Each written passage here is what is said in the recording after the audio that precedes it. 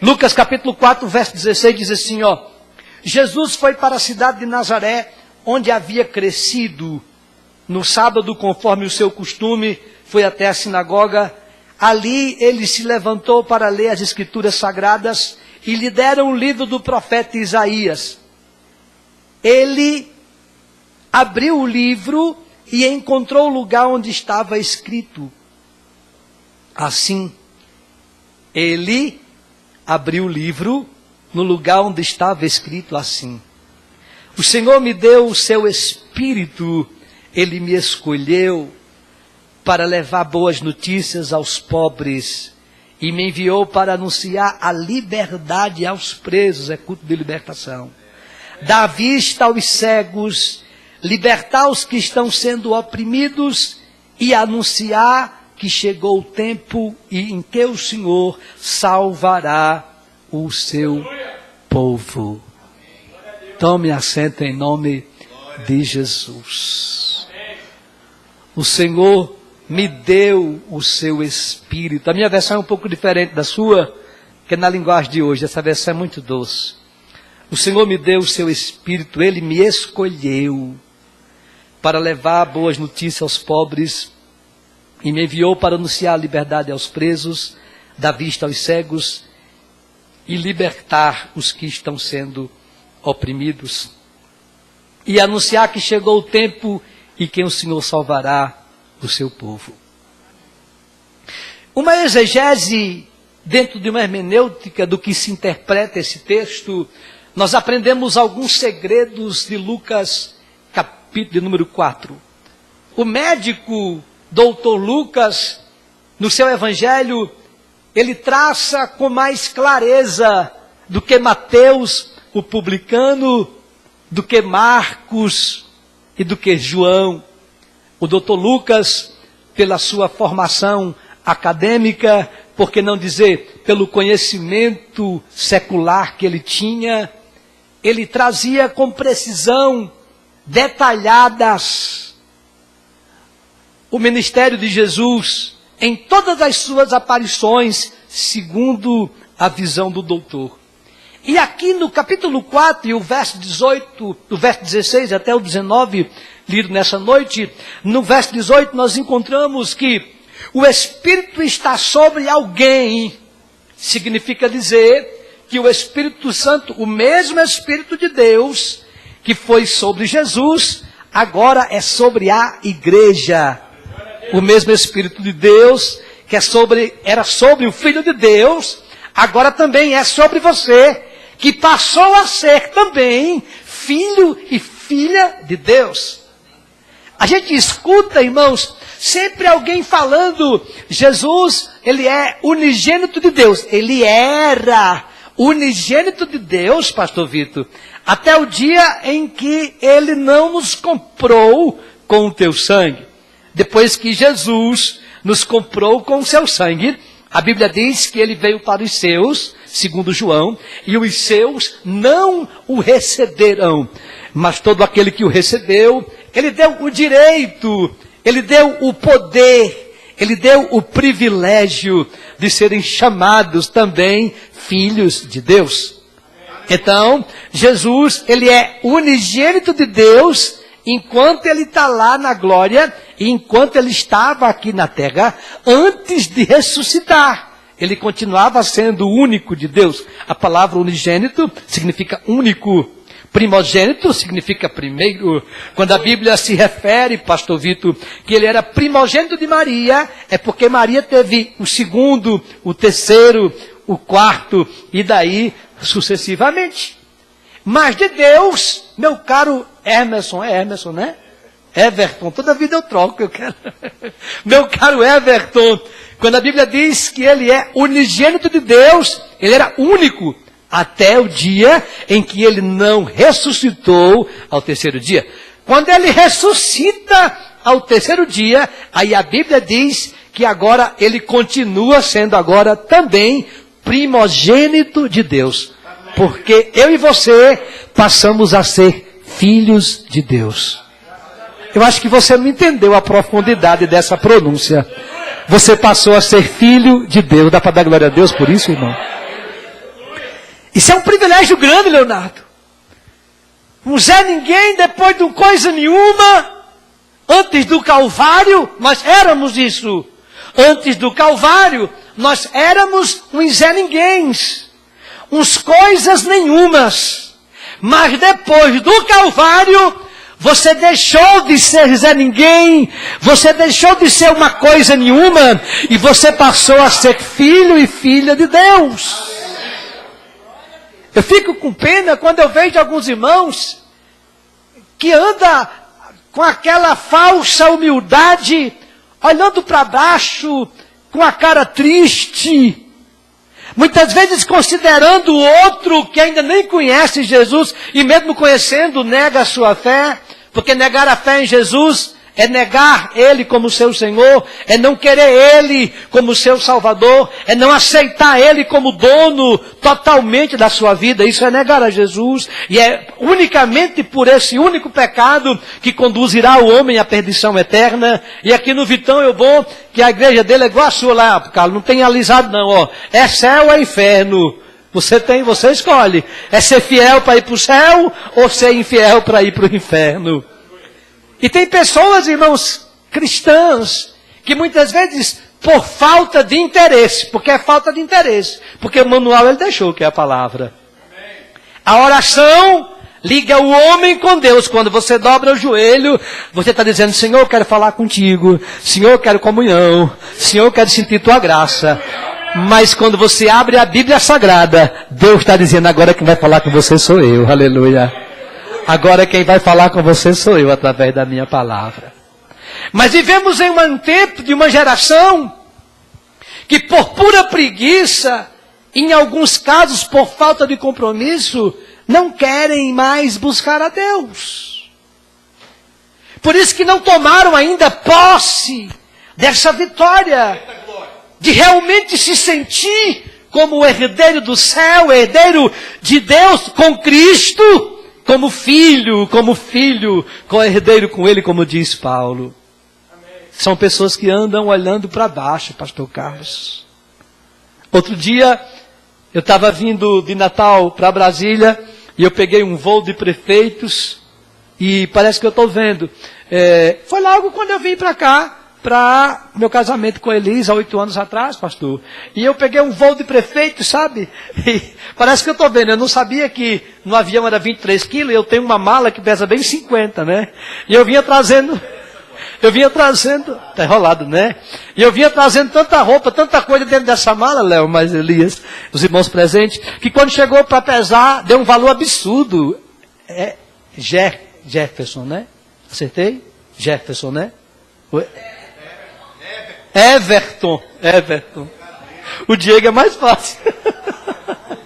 Viu, Everton? E quando colocou lá, e o valor deu, e cadê dinheiro para pagar, moço?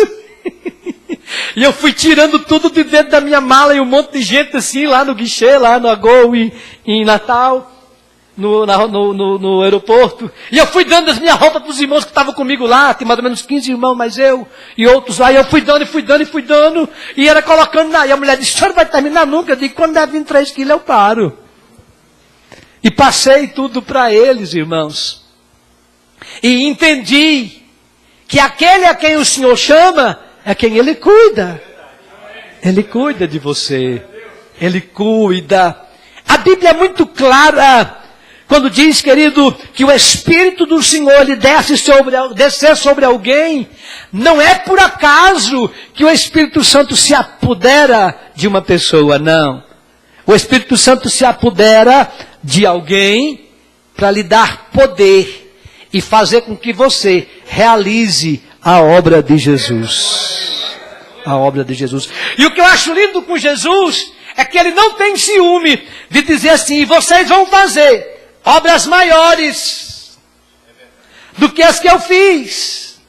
E eu fui estudar o texto, quando Jesus narra que a igreja faria obras maiores do que a que Ele fez, não significava dizer, querido, que era em melhor qualidade, mas em expansão. Porque hoje, na quinta-feira, existem centenas e milhares de igrejas que estão abertas, fazendo a obra e cumprindo o ide imperativo de Jesus, mesmo em culto de libertação. Então o Espírito está sobre alguém, significa que está movendo essa pessoa para fazer algo sobrenatural, que vem da autoridade poderosa do nome precioso de Jesus de Nazaré. O Espírito Santo é sobre você. O mesmo Espírito que se apoderou de Jesus, ele agora se apodera de mim e de você para fazer a obra. Amém? Dá uma olhadinha para o seu irmão e diga para ele: o Espírito Santo é sobre você. O Espírito de Deus é sobre você. Para libertar, para curar e para pregar o Evangelho do Rei. Nenhum exemplo é dado sobre o Espírito vir sobre alguém e essa pessoa permanecer incapaz de realizar a obra que lhe foi designada. Ou seja, ninguém recebe o Espírito Santo para viver uma vida de mermice. Ninguém recebe o Espírito Santo para viver uma vida de acomodação. Estamos precisando tomar uma posição nessa hora do fim, pastor. Essa hora do fim é uma hora tão triste, irmãos, que passamos mais tempo nas redes sociais do que de joelhos. Passam mais tempos nos WhatsApps da vida, nos Messages da vida, nos Facebook, nos Instagrams da vida. Passa-se mais tempo envolvido com as redes sociais do que com a oração, do que com o estudo da palavra, do que com o sacrifício de jejum. Jesus não vem buscar uma igreja doente, porque essa geração é uma geração de doentes. Já existe, irmãos, casas de recuperação para viciados da internet.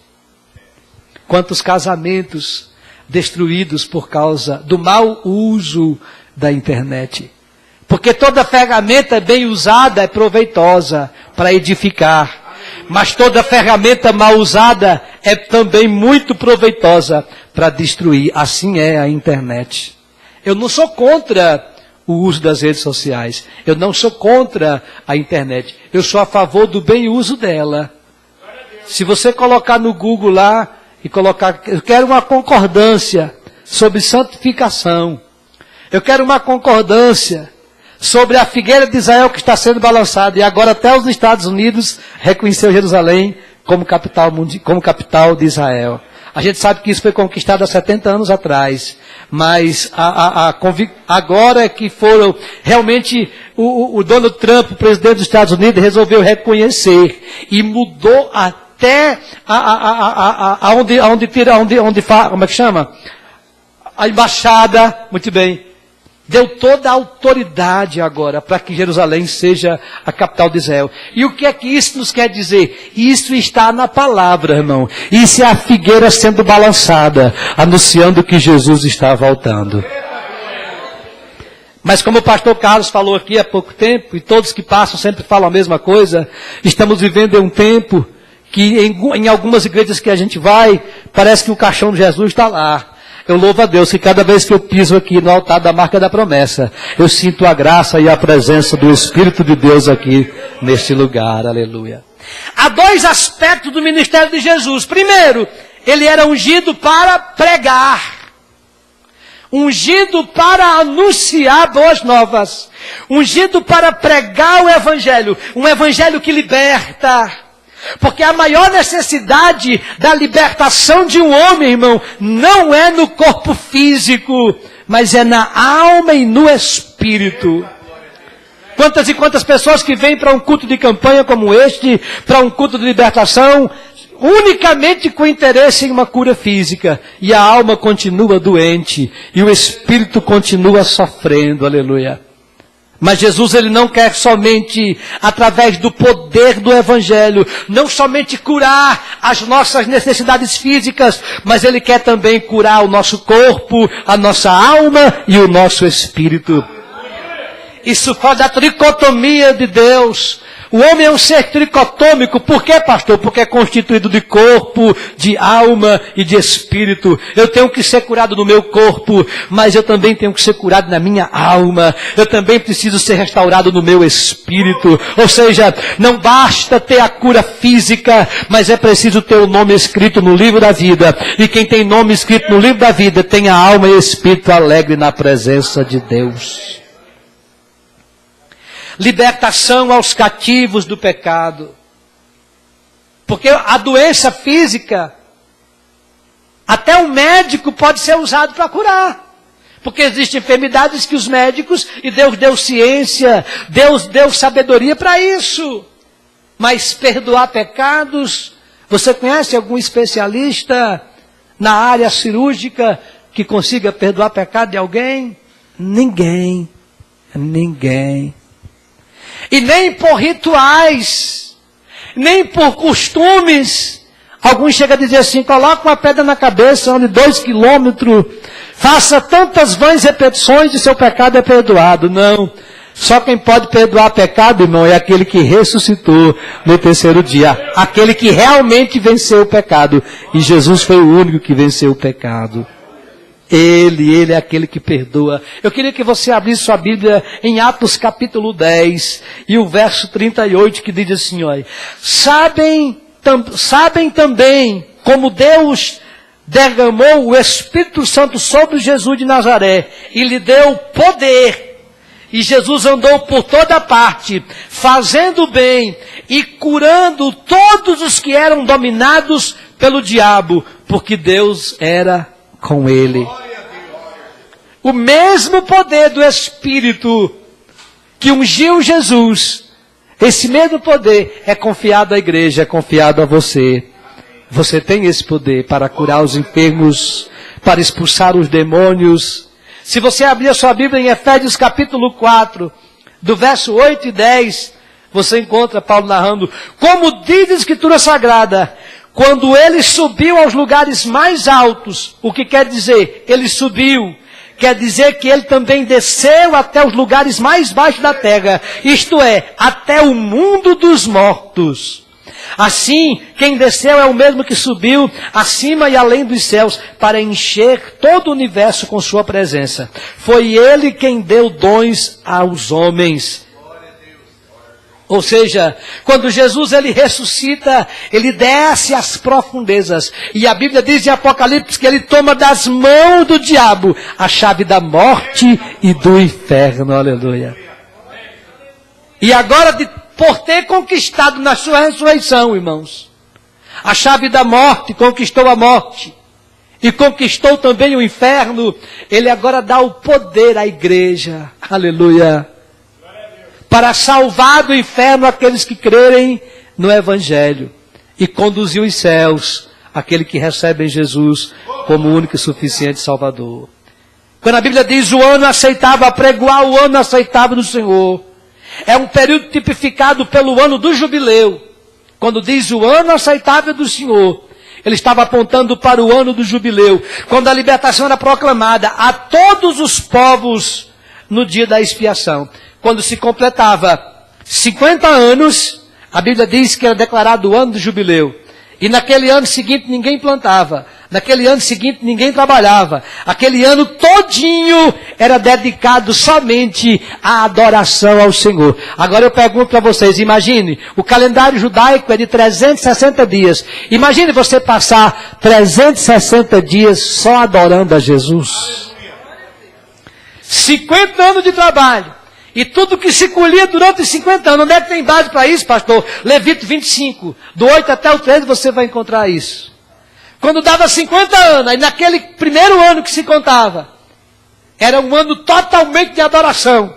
Agora imagine, Vitão, passar 360 dias vindo para o culto. 360 dias vindo para a oração de 5 da manhã. Era de 5 de manhã e saía de 5 da tarde, irmãos. Chegava no templo para buscar o Senhor de 5 da manhã e saíam de 5 da tarde. Eram 12 horas, irmãos, na presença de Deus. Com choro, com gemido, com pranto, com jejum, sentado na cinza, vestido de saco, de pano, se humilhando, para que Deus o abençoasse os próximos 50 anos e se comemorasse o jubileu. Toda dívida que alguém devia, Elias, era perdoado. Toda dívida era perdoado. Todo homem ou mulher que eram escravos eram libertos. No capítulo 4 do Evangelho de Lucas, lido outrora agora nesta noite, está inserido lá no livro do profeta Isaías, como ele mesmo falou, está narrando que Jesus estava colocando um basta. A partir daquele dia, não precisaria-se mais esperar 50 anos para libertar um escravo, porque libertar um escravo das suas correntes, todo patrão, todo senhor poderia libertar, mas libertar um escravo aprisionado pelo jugo da morte, libertar um escravo aprisionado pelo jugo do diabo, porque a Bíblia fala de pessoas que têm enfermidades, que é espírito de demônios que aprisiona, ninguém conseguiria. Jesus estava dizendo, hoje o Espírito do Senhor está sobre mim, porque Ele me ungiu para pregar a libertação aos povos.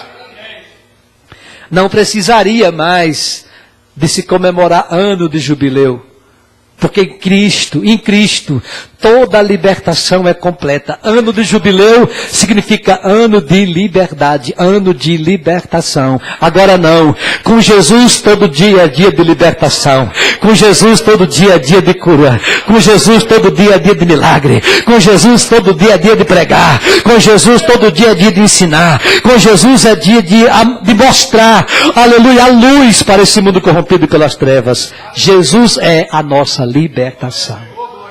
Bendito é o nome do Senhor. Quando a expiação de Cristo é completamente aceita, os doentes, os pecadores, desesperançados e necessitados têm sua saúde, sua santidade, suas virtudes e prosperidades totalmente restauradas em Cristo.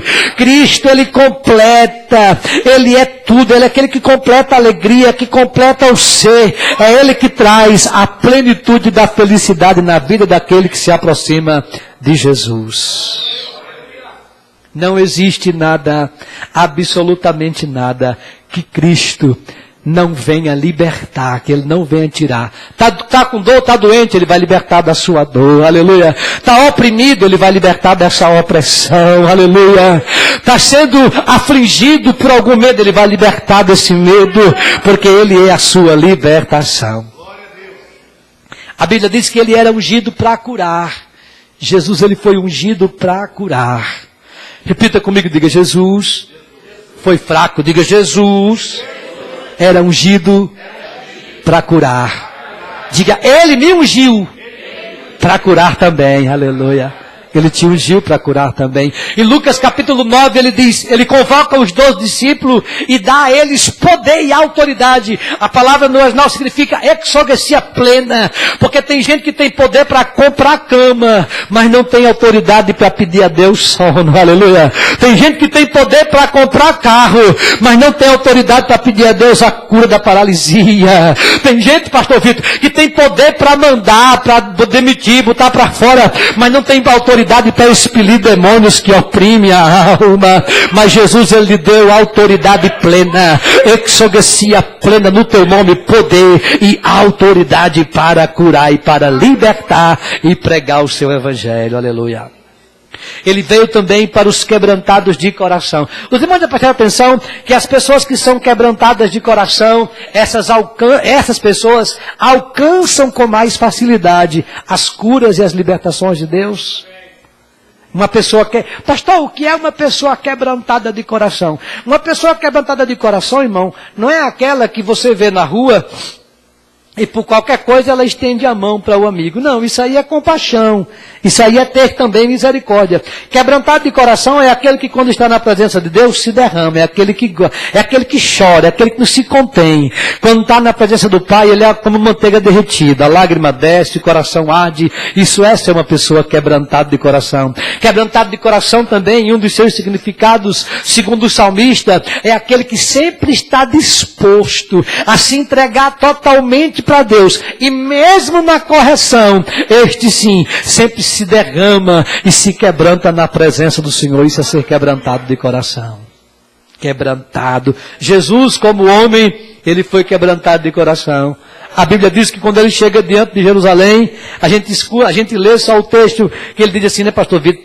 Jerusalém, Jerusalém, quantas vezes eu não quis te acampar embaixo das minhas asas, assim como a galinha acampa embaixo das suas asas os seus pintinhos, mas a gente se esquece de ler o restante do texto. A Bíblia diz que ele se comove ao olhar para Jerusalém, e a palavra se comover no original significa ir a lágrimas, chorar, com pena. A palavra pena, tem gente que fala assim, pastor, pena não é bíblico, pena faz parte, irmão, de misericórdia. Quem não tem como ter misericórdia, se não tiver pena, quando você tem pena, você está começando com o atributo da misericórdia, são duas palavras que andam juntas. Então quando Jesus olha para Jerusalém, na linguagem nordestina, Leonardo diz assim, ele teve pena do povo de Jerusalém, ele teve pena daquela cidade, e ele chega a se comover. A palavra se comover é ir a lágrima, é ir a choro. A Bíblia diz que quando ele entra dentro da cidade de Naim, de longe ele vê o cortejo, e ele se comoveu com aquilo. Por quê? Porque ele sentiu a dor daquela pobre mulher viúva que tinha perdido o marido e agora estava enterrando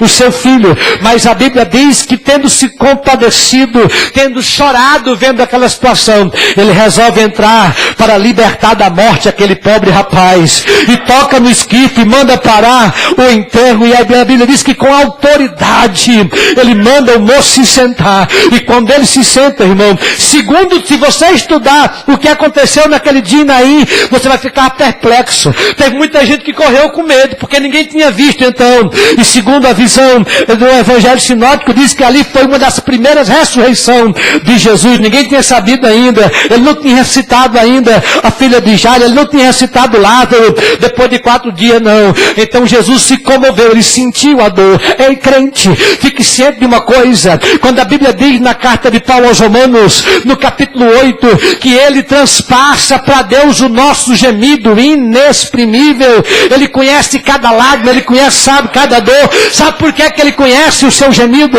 Sabe por que é que ele consegue traduzir a sua lágrima diante do Pai? Porque quando você chora, ele está de perto, te vendo, te ouvindo. Quando você clama com lágrimas, ele está bem pertinho, através da pessoa do Espírito Santo. E se o Espírito Santo é o próprio Deus, significa dizer que ele chora junto com você. Quando você chora, o Espírito Santo só chora junto. Quando você se compadece, o Espírito Santo se compadece junto, porque você é templo e morada do Espírito Santo. Então, se tu é templo, se tu é morada do Espírito Santo, fique ciente de uma coisa, é justamente por isso, é o Espírito Santo chorando com você aqui, e Jesus traduzindo cada palavra no trono da graça. E a Bíblia diz que quando isso acontece, o Salmo 12, o verso 5, se cumpre na tua vida, porque o Salmo 12, verso 5 diz que ele está sentado no trono, mas por causa do gemido, por causa do choro do necessitado, ele se levanta do trono.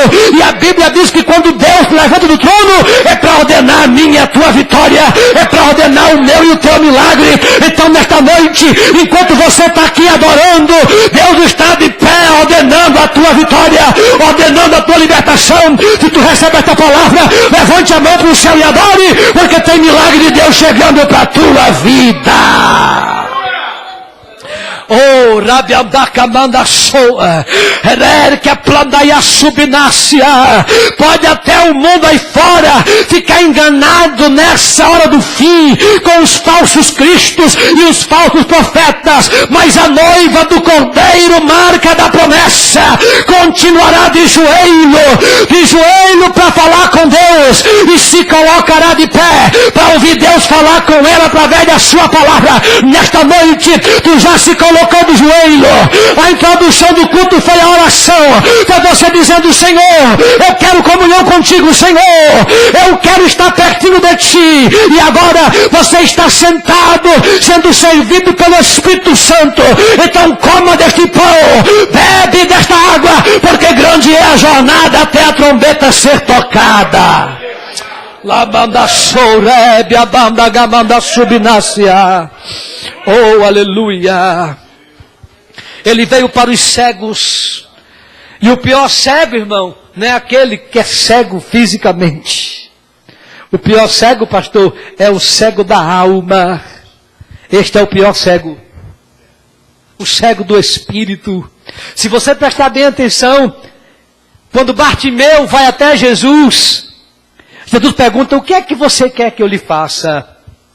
E o que é que Bartimeu responde? Que eu torne a ver. Bartimeu não era cego de nascença não, irmãos. Bartimeu não era cego de nascença. Bartimeu um dia viu. Bartimeu um dia pôde contemplar a luz do dia. Mas por uma enfermidade, por um mal, ele ficou cego. Só que o que eu acho lindo desse Bartimeu, que o nome Bartimeu não é nome. Ele chamava de Bartimeu porque significa filho de Timeu. Era filho de Timeu. O pai de Bartimeu era um dos homens ricos daquela época, sabia, irmão? Cleudi, né? O pai de Bartimeu, pastor Carlos, era um dos homens ricos daquela época. Mas ele tinha que cumprir a lei. E a lei levítica dizia que todo homem ou mulher que tivesse um defeito físico, este tinha que ser discriminado. E recebia-se uma capa de discriminação. E aquela capa identificava que ele não era perfeito, que ele tinha algum problema físico, e não poderia se misturar com os homens de bem, com ninguém da cidade onde ele morava. E o único lugar que ele tinha que ficar, sabe onde era? Nos subúrbios. Havia um lugar na cidade de Jericó, distante do centro, do convívio comunitário, onde os doentes ficavam. Mas naquele dia, ele ouviu falar que Jesus ia passar naquele lugar. E ele disse, não, hoje eu não vou ficar aqui não. Hoje eu não vou ficar, eu vou à beira do caminho. Porque quando esse Jesus começar a passar, eu vou clamar a ele misericórdia. Eu fui estudar a biografia de Bartimeu, Elias e Leonardo. E eu aprendi uma coisa. Bartimeu conhecia a história de Jericó. Quantas pessoas que moram em Brasília e não conhecem a história de Brasília? Quantas pessoas que são lá do Nordeste, mas não conhecem a história do seu estado, do lugar onde nasceu? Quantas e quantas pessoas têm até vergonha do lugar que nasceu? Eu nasci num lugar tão pequenininho, irmão, mas tão pequenininho, que se um tossia aqui, o outro escuta do outro lado. E eu sempre, quando eu pregava, eu dizia, amor, não, eu acho que eu nasci de Nazaré. Eu nasci numa cidadezinha parecida com Nazaré. Porque Nazaré também era muito pequena, Jesus veio de lá. E uma vez eu levei meu amor, nós fomos passear, e fomos para um hotel em Martins, e ficamos lá em cima do Almirante, né, amor? E eu olhei aquela currutelazinha, cara, bem pequenininha lá embaixo. Eu falei, tá vendo ali, meu amor? Ela disse, eu nasci ali. O que é isso? Você nasceu? Leonardo, você nasceu ali? Eu digo, eu nasci ali. Jesus não quer saber o lugar que você nasceu. O que ele quer saber é a disposição que você tem para ser usado nas mãos dele nessa hora. Aleluia. Ele não quer saber disso. Então Bartimeu, quando ele ouviu falar que Jesus vinha, ele estava cego fisicamente, Carlos. Mas a alma e o espírito daquele homem enxergava melhor do que todos que estavam ali. É tanto que quando Jesus passava, quem foi que foi dizer para ele, Leonardo, que Jesus era filho de Davi? Quem foi que foi dizer? Significa dizer, irmão Claudio, que Bartimeu também conhecia a história. Porque quando a Bíblia fala de Jesus, filho de Davi, alguns chegam a imaginar que o rebento que Jessé traça, o rebento de Jessé, que Isaías fala do rebento de Jessé, aí uns apontam para Davi, quando outro diz Jesus, filho de Davi, mas ele era filho de Davi, e significa filho de Davi, porque pertencia à mesma linhagem. A Bíblia diz que quando ele ouviu falar, quando ele ouviu ao trupe, o barulho de pé de gente, e disseram, o que está acontecendo aí? Não, o Jesus de Nazaré está vindo aí. Aí diz, é Jesus? Quem é esse Jesus? É Jesus, filho de José e Maria. Ele está chegando, ele começa a gritar, Jesus, filho de Davi, tenha pena de mim, tenha misericórdia de mim, tenha compaixão de mim. Significa dizer que os olhos da alma de Bartimeu, os olhos do espírito de Bartimeu, enxergava mais do que todos que estavam ali, porque ninguém ali reconheceu Jesus como filho de Davi, só Bartimeu. E a Bíblia diz que Jesus mandou chamar. E ele sabia tanto que a vida dele ia mudar, ele sabia tanto que o dia da libertação dele tinha chegado, que nem com a capa ele vai mais, Everton. Ele tira a capa e deixa lá à beira do caminho, ou seja, ele acreditou no milagre antes de chegar até onde Jesus estava. Eu vou deixar essa capa aqui, porque eu tenho certeza que eu vou voltar curado. Eu vou deixar essa capa aqui, porque eu tenho certeza que eu vou voltar vendo, porque a minha alma já enxerga esse homem como filho de Davi, o meu espírito já vê ele como filho de Deus, mas os meus olhos da carne, que estão feridos pela enfermidade, precisa ver que qual é o rosto desse Jesus que vai me curar. Vim para um culto de libertação, irmão, é deixar a capa em casa. Deixa a tua capa da incredulidade em casa. Deixa a capa da indiferença em casa. Deixa a capa dos seus problemas em casa. Entre para cá, vestido com a couraça da justiça e com sua fé alicerçada na palavra. E você receberá o seu milagre de libertação nesta hora. Existem 3 capas na Bíblia. A primeira capa de Elias. A Bíblia diz que quando Elias sobe, a capa desce para Eliseu. Segunda capa de Bartimeu. Terceira capa que Paulo pediu para levar lá na prisão. Traga uma capa para mim que aqui está frio. 3 capas na Bíblia, pastor. Mas querido, a capa que Jesus quer que você deixe hoje, lá fora, cada vez que você vier para um culto, é a capa da indiferença, é a capa da incredulidade, é a capa da dúvida. Lança fora esta capa e venha com fé que Jesus tem milagre para a tua família. Os oprimidos na vida, fadigados e cansados pelos fardos pesados. Quantas pessoas, irmãos, que carregam fardos pesadíssimos. Abra sua Bíblia em Marcos comigo, Marcos capítulo 5, e eu quero concluir com isso. Marcos capítulo 5, do verso 1 ao 20. Jesus e os discípulos chegaram a uma região de Gerasa, ao lado leste do lago da Galileia, na sua Gadara, não é isso? E assim que Jesus saiu do barco, foi ao encontrar-se com ele um homem que estava dominado por um espírito mau. O homem vinha no cemitério onde estava morando e ninguém conseguia prendê-lo, nem mesmo usando corrente. Muitas vezes já tinham amarrado as suas mãos e os seus pés com corrente de ferro, mas ele quebrava tudo e ninguém conseguia dominá-lo. Passava os dias e as noites nos montes e entre os túmulos, gritando e se ferindo de propósito com pedras. Ele viu Jesus de longe, correu, caiu de joelho diante de Jesus e gritou: Jesus, Filho do Deus Altíssimo, o que é que o Senhor quer de mim? Em nome de Deus eu peço, não me castigue. E ele disse isso porque Jesus havia mandado: espírito mau, saia desse homem. E Jesus perguntou: como é que você se chama? E ele respondeu: o meu nome é Legião, ou multidão, porque somos muitos. E pedia com muita insistência a Jesus que não expulsasse os espíritos maus para fora daquela região. E acontecia que num morro, perto dali, havia muitos porcos comendo. E os espíritos pediram a Jesus com insistência: nos mande ficar naqueles porcos, nos deixe entrar neles. Ele deixou e os espíritos saíram do homem e entraram nos porcos. E este, que era quase 2.000 demônios, olha só. 2.000 demônios dentro de um só homem, viu, irmão? Dentro de uma só pessoa. Se atiraram morro abaixo para dentro do lago e se afogaram. E os homens que estavam os homens que estavam tomando conta dos porcos fugiram e espalharam notícias na cidade e nos campos. E muita gente foi ver o que havia acontecido. E quando chegaram perto de Jesus, viram um homem que antes estava dominado por demônios, e ficaram espantados porque ele estava sentado, vestido no seu perfeito estado e juízo. Libertação. 2.000 demônios dentro de um homem, irmãos.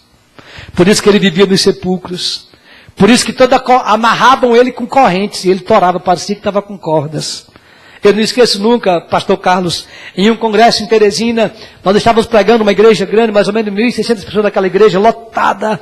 E quando foi no domingo pela manhã, o Senhor já tinha batizado com o Espírito Santo. E o pastor estava dando os anúncios finais, anunciando já o término do congresso no domingo à noite. Entra dentro da igreja um casal com uma criança de 8 anos, mais ou menos desse tamanho assim, um menino, pastor, amarrado com corda de nalho, daquela grossa, Carlos. E quando ele entrou dentro da igreja com aquele menino, o pastor mandou solta o menino.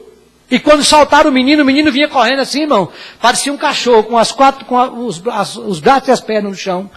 E ele correu, quando chegou perto do pastor, ele avançou-se em cima do pastor e pegou na gravata do pastor, Elias. E quando o pastor caiu no chão, foi mais ou menos 30 obreiros para tirar o menino de cima do pastor. E eu lá em cima olhando, porque o pastor não me deu autoridade de fazer nada. E em casa de estranhos a gente fica quietinho. Não é, pastor? Irmãos, eu fiquei olhando aquilo e ele pelejava e nada. E daí a pouco ele olhou para mim e disse, o senhor vai ficar só olhando? Eu falei, eu estou em casa do estranho. Se o senhor me der autoridade, eu posso fazer alguma coisa, me autorize, eu estou na sua casa. E o pastor me autorizou e soltar o menino. E o menino vinha para cima de mim, irmão, que chega, vinha babando. E eu levantei a mão e o sangue de Jesus tem poder. O menino pá no chão. Quando o menino caiu, foi quase 1 hora, cara, para tirar a casta do demônio que tinha dentro do menino. Meu paletó chega suava. E quando o menino foi liberto, eu falei, olha, hoje o Senhor libertou, hoje. Mas se esse menino não for criado na casa de Deus, o inimigo vai entrar de novo, vai tentar matá-lo. E o pai e a mãe daquele menino que não eram crentes, vieram até a frente e disseram, pastor, ele já tentou suicídio 2 vezes. As pernas dele é toda ponteada, cheia de parafuso, porque já se lançou 2 vezes embaixo de casa aqui na cidade. E pregamos Jesus, convidamos aquele casal para aceitar Jesus, aceitou Jesus, o casal e o menino, e para a glória e a honra do nome de Jesus estão fiéis até hoje, irmãos. Deus quer te usar, o nome dele tem poder e autoridade. Nunca se esqueça, cada vez que você sair da sua casa para o seu trabalho, cada vez que você sair da sua casa para atender uma agenda, seja onde for, você já tem que sair daqui preparado, porque você não sabe o que você vai enfrentar pela frente, aleluia. A Bíblia diz que Jesus libertou esse pobre homem da casta de demônio, 2.000 demônios que o possuía. E a Bíblia diz que ele agora fica em perfeito estado. Se você estudar bem a história, você vai entender que muitos da cidade não queriam que Jesus ficasse lá. Diga aí, Jesus tinha acabado de libertar um jovem que há anos sofria por possessão demoníaca, mas a cidade não quis que Jesus ficasse lá. Ora, se com Jesus, irmão, rejeitaram, imagine comigo e com você, aleluia.